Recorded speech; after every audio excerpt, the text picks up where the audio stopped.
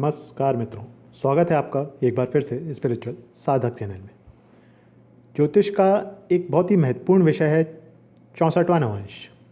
आज हम इसी विषय को पकड़ते हैं और समझते हैं कि क्या होता है 64वां नवांश, कैसे इसको निकाला जाता है, क्या फल मिलते हैं 64वें नवांश से, और अलग अलग ग्रह क्या फल देते हैं अगर 64वें नवांश पे हो तो, और फिर उनके उपाय भी देखेंगे, उनकी रेमेडीज़ भी देखेंगे।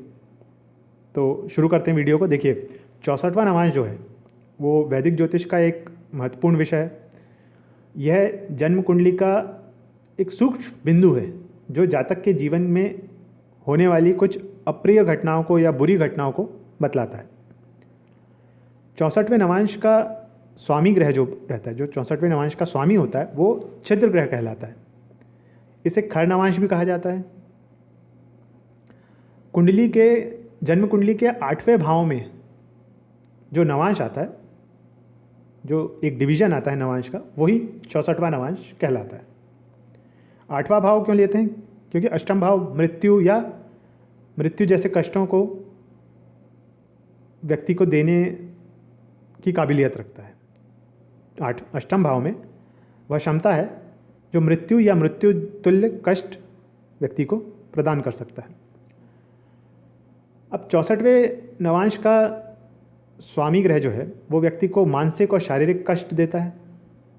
जब व्यक्ति पर 64वें नवांश के स्वामी की महादशा चलती है तो उसे बीमारी, अवसाद, अपमान, रोग, कानूनी समस्या, आर्थिक नुकसान, अलगाव, मानसिक पीड़ा, संबंधों में समस्या, सर्जरी, दुर्घटना या मृत्यु तुल्य कष्ट जैसी समस्याओं का सामना करना पड़ सकता है।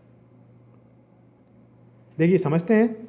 एक राशि में 30 डिग्री होती है, ये तो आपको मालूम है। जब हम इस 30 डिग्री को 9 भागों में विभाजित करते हैं तो 3 डिग्री 20 मिनट का एक नवांश होता है। मतलब एक राशि को हम 9 भागों में डिवाइड कर रहे हैं, तो एक राशि में 9 नवांश हुए। उसी प्रकार टोटल 12 राशि होती, तो टोटल 108 नवांश हुए। एक राशि में 9 नवांश और 12 राशि में 108 नवांश। अब 64वां नवांश जो आता है वो कैसे 8वें भाव में आता है? देखिए, एक राशि में अगर 9 नवांश हुए तो 5वें भाव तक 9 इंटू 5 करेंगे तो 45 नवांश हो जाएंगे। छठे भाव तक 9 इंटू 6 करेंगे तो 54 नवांश हो जाएंगे। और 7वें भाव तक 9 इंटू 7 करेंगे तो 63 नवांश हो जाएंगे। 64वां नवांश जो आएगा वो अष्टम भाव में आएगा। कुंडली के माध्यम से तो हम अष्टम भाव के स्वामी या अष्टम भाव में बैठे ग्रहों के फलों को समझते ही हैं, लेकिन 64वें नवांश के थ्रू हम और डीप चले जाते हैं अष्टम भाव में। 64वें नवांश के माध्यम से हम कुंडली के 8वें भाव या उसके परिणामों को समझ सकते हैं, या गोचर जो होता है उसका विश्लेषण भी कर सकते हैं। यह 8वें भाव से जुड़े बुरे परिणामों को बताता है, और गोचर में अगर कोई क्रूर ग्रह हो तो उसके परिणामों को भी बताता है। 64वें नवांश में शनि, मंगल, राहु, केतु जैसे अशुभ ग्रहों की उपस्थिति या 64वें नवांश से उनका गोचर व्यक्ति के लिए घातक साबित हो सकता है। अब ये तो हमने जाना 64वें नवांश के बारे में कि कैसे क्या होता है 64वां नवांश और क्या फल देने की इसमें क्षमता है। अब कैसे देखते हैं 64वां नवांश? देखिए, बहुत सिंपल मेथड है, ज़्यादा कैलकुलेटिव पार्ट में नहीं जाएंगे। वैसे नवांश के ऊपर मैंने ऑलरेडी एक वीडियो कर रखा है D9 चार्ट के ऊपर, उसका लिंक मैं दे दूंगा डिस्क्रिप्शन बॉक्स में, आप उसको देख सकते हैं नवांश कैसे कैलकुलेट करते हैं। तो 64वें नवांश पर अगर हमको सिंपली पहुंचना है तो नवांश कुंडली का चौथा भाव चेक कर लीजिए आप। जो आपकी मेन बर्थ चार्ट है उसमें नहीं, D9 चार्ट जो है, जो नवांश कुंडली होती है, उसका चौथा भाव जो है वही 64वां नवांश होता है। उस भाव का स्वामी 64वें नवांश का स्वामी होता है। अब एक क्वेश्चन ये भी आता है कि लग्न से चेक करें या चंद्रमा से चेक करें? तो स्वास्थ्य संबंधी समस्याओं के लिए लग्न से चेक करिए। किसके लग्न से? D9 के, नवांश कुंडली के लग्न से चतुर्थ। और मानसिक समस्याओं के लिए, तनाव के लिए चंद्रमा से चेक करिए। नवांश कुंडली में जहाँ चंद्रमा है वहाँ से चतुर्थ चेक कर लीजिए। देखिए एग्जाम्पल के माध्यम से समझते हैं, ज़्यादा अच्छे से समझ में आएगा। अब इसमें देखिए नवांश लग्न जो बन रहा है, ये मेन बर्थ चार्ट और ये नवांश D9 चार्ट, जो नवांश लग्न बन रहा है वो मकर का बन रहा है। अब हमें इसमें 64वां नवांश जब हम निकालते हैं, इसके थ्रू कैलकुलेट करते हैं, तो चतुर्थ भाव जब हम नवांश लग्न से जाएंगे तो हम मेष राशि पे पहुंचेंगे, 1 नंबर जहां लिखा है। तो ये इसका 64वां नवांश होगा, इसका स्वामी मंगल होगा। मंगल की महादशा, अंतरदशा या कोई भी अवधि व्यक्ति को परेशानी दे सकती है। इसी तरह अगर हम चंद्रमा से कैलकुलेट करें तो देखिए चंद्रमा यहाँ दशम भाव में है नवांश कुंडली के। अब जब यहाँ से 4 भाव आगे जाएंगे तो हम लग्न में पहुँचेंगे जहाँ 10 नंबर लिखा है, अर्थात मकर राशि। तो ये 64वां नवांश हुआ। अब अगर चंद्रमा से कैलकुलेट कर रहे हैं तो 64वें नवांश के स्वामी जो हुए वो शनि हुए। महादशा, अंतरदशा या शनि की कोई भी अवधि व्यक्ति को परेशानी दे सकती है। अब एक क्वेश्चन ये भी उठता है कि हम इसको ट्रांजिट में कैसे चेक करें, गोचर में कैसे चेक करें। देखिए गोचर में कभी भी फल चेक करने के लिए सबसे पहले मुख्य जन्म कुंडली को लें। अगर आप लग्न से चेक कर रहे हैं तो लग्न से अष्टम भाव को देखें। अब अगर अष्टम भाव के ऊपर किसी पाप ग्रह का गोचर होता है, पाप ग्रह मतलब शनि, मंगल, राहु, केतु, जिनमें स्पेशली शनि, अगर इनका गोचर या शनि और राहु का साथ में गोचर होता है, उसको चेक करें कि कुंडली में कौन से भाव के ऊपर से इनका गोचर हो रहा है। अष्टम भाव के ऊपर से तो हो रहा है, लेकिन उस भाव के स्वामी कहाँ बैठे हैं और वो स्वामी जहाँ बैठे हैं उनके कौन से भाव बन रहे हैं, उसको चेक करें। और उसके साथ साथ नवांश कुंडली के लग्न से चतुर्थ, अगर आप मेन बर्थ चार्ट में लग्न से अष्टम देख रहे हैं तो यहाँ D9 में लग्न से चतुर्थ चेक कर लें। चतुर्थ भाव में क्या कोई सा पाप ग्रही वहाँ से भी निकल रहा है, वहाँ से भी गोचर कर रहा है, किन ग्रहों के ऊपर से गोचर कर रहा है, किस राशि के ऊपर से गोचर कर रहा है, उस ग्रह की वो राशि कुंडली में और कहाँ है मेन बर्थ चार्ट में। इससे आप एनालाइज कर पाएंगे कि वो गोचर किस तरह का फल दे सकता है। इसी तरह चंद्रमा से भी अगर आप चंद्र कुंडली बनाते हैं तो चंद्रमा से अष्टम देख लीजिए। चंद्रमा से अष्टम मेन बर्थ चार्ट में चंद्रमा से अष्टम अगर किसी पाप ग्रह का गोचर हो रहा है और at the same time D9 chart में चतुर्थ भाव में भी किसी पाप ग्रह का गोचर हो रहा है, तो वो व्यक्ति को मानसिक, शारीरिक या आर्थिक परेशानियां पहुंचा सकता है। ठीक है। अब हम समझते हैं कि 64वें नवांश में अगर अलग अलग ग्रह आ जाते हैं, या तो ग्रह खुद प्रेजेंट रहते हैं या उनकी राशि रहती है, तो क्या फल मिल सकता है व्यक्ति को और उसके उपाय क्या हैं।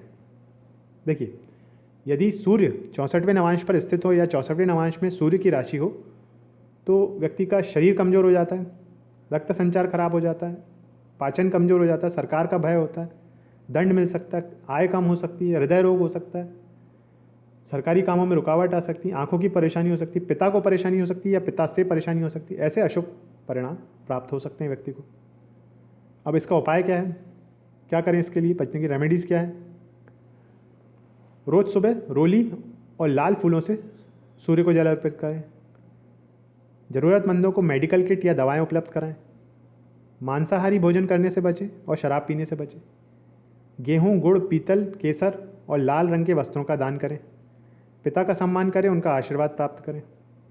प्रतिदिन आदित्य हृदय स्तोत्र या गायत्री मंत्र का जाप करें। यदि चंद्रमा 64वें नवांश पर स्थित हो या 64वें नवांश में चंद्रमा की राशि आ रही हो तो व्यक्ति को भावनात्मक अस्थिरता हो सकती है, मानसिक कष्ट हो सकता है, माता को परेशानी हो सकती है, माता से व्यक्ति को परेशानी हो सकती है, अवसाद में रह सकता है व्यक्ति, धन की हानि हो सकती है इस पीरियड में, दुख प्राप्त हो सकता है, असंतोष प्राप्त हो सकता है, दरिद्रता हो सकती है, कफ, साइनस ऐसी बीमारियां हो सकती हैं, कमज़ोर फेफड़े हो सकते हैं, गुर्दे की समस्या हो सकती है। उपाय क्या करें। प्रत्येक सोमवार को शिवलिंग पर दूध चढ़ाएं, माता का सम्मान करें, उनका आशीर्वाद प्राप्त करें। प्रतिदिन योग ध्यान करें, ध्यान का अभ्यास करें, गरीबों को मिठाई खिलाएं, चावल, दूध, चीनी और सफ़ेद रंग के वस्त्रों का दान करें। यदि मंगल 64वें नवांश पर स्थित हो या 64वें नवांश की राशि मंगल की हो तो भूमि और घर से संबंधित परेशानी का सामना करना पड़ सकता है, अदालती मामलों का सामना करना पड़ सकता है, दुर्घटना, चोट, चोरी, अनावश्यक लड़ाई जैसे कष्टों का सामना करना पड़ सकता है, सिर में चोट लग सकती है, बवासीर की बीमारी हो सकती है, सजा और कारावास भी देखना पड़ सकता है। उपाय: लाल रंग की गाय को गुड़ और चना खिलाएं, प्रतिदिन हनुमान चालीसा का पाठ करें, मंदिर में मिठाई बांटें, हो सके तो अपना रक्तदान करें, गेहूं, गुड़, तांबा, मसूर की दाल और लाल रंग के वस्त्रों का दान करें। यदि बृहस्पति 64वें नवांश पर स्थित हैं या 64वें नवांश की राशि में बृहस्पति की राशि हो तो इस पीरियड में व्यक्ति को भय हो सकता है, दुख हो सकता है, पद की हानि हो सकती है, विवाद हो सकता है, क्रोध अधिक हो सकता है, पुत्र संबंधी समस्या हो सकती है, सामाजिक अपमान हो सकता है, खर्चा हो सकता है, मोटापे से रिलेटेड प्रॉब्लम्स हो सकती हैं, बेरोजगारी आ सकती है, एकदम से नौकरी चली जाए ऐसा हो सकता है, संकट आते हैं, पीलिया हो सकता है, पेट की समस्या हो सकती है, लीवर की बीमारी हो सकती है। उपाय क्या करें? गुरुवार के दिन गाय को गुड़ खिलाएं, गुरुवार के दिन विष्णु सहस्त्र नाम का जाप करें, माथे पर हल्दी का या केसर का तिलक लगाएं, गुरुवार के दिन पीले रंग के वस्त्र धारण करें, निस्वार्थ भावना से सेवा करें, धार्मिक स्थलों पर साफ सफाई का कार्य करें, हल्दी का दान करें, शहद, धार्मिक पुस्तकें, चना दाल, केला और पीले रंग के कपड़ों का दान करें। यदि बुध 64वें नवांश पर स्थित हो या 64वें नवांश की राशि बुध की हो तो व्यक्ति को मानसिक चिंता हो सकती है, भ्रम हो सकता है, सिर दर्द हो सकता है, एकाग्रता की कमी हो सकती है, गर्दन में दर्द हो सकता है, परीक्षा में असफलता हो सकती है, भाइयों से विवाद हो सकता है, तंत्रिका विकार हो सकता है और वाणी का दोष उत्पन्न हो सकता है इस पीरियड में। उपाय: गाय को हरा चारा खिलाएं, सब्जियां खिलाएं, कच्ची सब्जियां, बहन और बुआ के प्रति सम्मान का भाव रखें, उन्हें उपहार देते रहें, पक्षियों को हरे चने और दालें खिलाएं, भगवान विष्णु की पूजन करें, कपूर, चीनी, आध्यात्मिक पाठ्यपुस्तकें, मूंग दाल और हरे रंग के वस्त्र का दान करें। यदि शुक्र 64वें नवांश पर स्थित हो या 64वें नवांश की राशि शुक्र की हो तो यह अपनों के साथ संबंध खराब हो सकता है इस टाइम पे, अप्रसन्नता हो सकती है, धन की हानि हो सकती है, वाहन की हानि हो सकती है, व्यापार में हानि हो सकती है, विलासिता में कमी हो सकती है, चमड़ी से रिलेटेड रोग हो सकते हैं, गुर्दे की बीमारी हो सकती है, गठिया की समस्या हो सकती है, मूत्र संबंधी समस्या हो सकती है। इस तरह के अशुभ फल प्राप्त हो सकते हैं। उपाय क्या करें? भगवान विष्णु और देवी लक्ष्मी का पूजन करें, जीवन साथी का सम्मान करें, छोटी बच्चियों को मिठाई खिलाएं, शुक्रवार के दिन माँ लक्ष्मी को चावल की खीर का भोग लगाएं, सफ़ेद गाय को चीनी और आटा मिलाकर खिलाएं, चावल, चीनी, कपूर, घी और सफ़ेद रंग के वस्त्र का दान करें।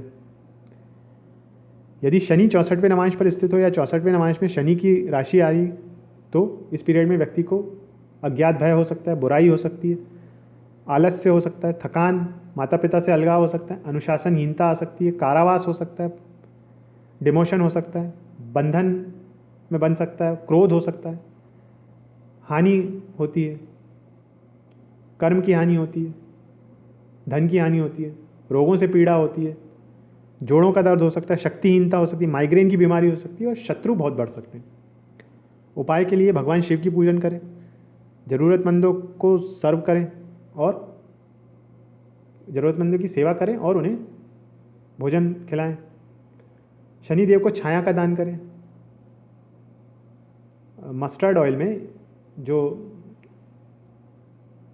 एक पात्र में लें सरसों के तेल को और उसमें अपनी छाया देख के शनिदेव के जो मंदिर हो वहाँ मूर्ति हो उस पर चढ़ाएं या एक पात्र रखा था उसमें डालें, उसे छायादान भी कहते हैं। धार्मिक स्थलों पर साफ सफाई करें, पोंछा लगाएं, काले कुत्ते को भोजन कराएं, चमड़ा, तिल, सरसों का तेल, लोहा, कंबल, काले नीले रंग के वस्त्रों का दान करें। अब यदि राहु 64वें नवांश पर स्थित है तो इस पीरियड में व्यक्ति को मानसिक दुख, भ्रम, परेशानी, पत्नी और पुत्र की हानि, असाध्य रोग, निवास परिवर्तन, स्वास्थ्य समस्या, धन संकट, फूड पॉइजनिंग, चिंता, त्वचा के रोग, पेट के रोग जैसे अशुभ फल प्राप्त हो सकते हैं। उपाय के लिए माँ दुर्गा की पूजा करें, घर में चांदी की बनी गणेश जी की छोटी सी मूर्ति रखें, कुत्तों को खाना खिलाएं, रोटी खिलाएं, विशेष रूप से नेत्रहीन लोगों की सेवा करें, जौ, तिल, साबुत सरसों, तिल का तेल, कंबल और काले नीले रंग का वस्त्र का त्याग करें, दान करें। अब यदि केतु 64वें नवांश पर स्थित है और केतु की महादशा है या केतु का गोचर है तो इस पीरियड में व्यक्ति ऊंचाई से गिर सकता है, घाव हो सकता है, दुर्घटना, चोट चपेट, शारीरिक नुकसान हो सकता है, लंबी अवधि की बीमारी हो सकती है, कारावास हो सकता है, गलतफहमी की समस्या हो सकती है, जीवन को यहाँ खतरा रहता है। ऐसे अशुभ परिणाम प्राप्त हो सकते हैं। उपाय के लिए गणेश जी के पूजन करें, गणेश अथर्वशीष का पाठ करें, भगवान भैरव के मंदिर में नियमित रूप से जाएं, बेघर बच्चों को मिठाई खिलाएं, कुत्तों को खाना खिलाएं, तिल, चीनी, कंबल और नीले रंग के वस्त्रों का दान करें। तो ये था 64वें नवांश के बारे में आज का वीडियो, और अलग अलग ग्रह क्या फल दे सकते हैं और उसके क्या उपाय हो सकते हैं। आज का वीडियो अच्छा लगा हो तो लाइक और शेयर कीजिएगा। अगर चैनल पर नए हैं तो प्लीज़ चैनल को सब्सक्राइब कर दीजिएगा। आपने अपना समय चैनल को दिया, आपका बहुत बहुत धन्यवाद।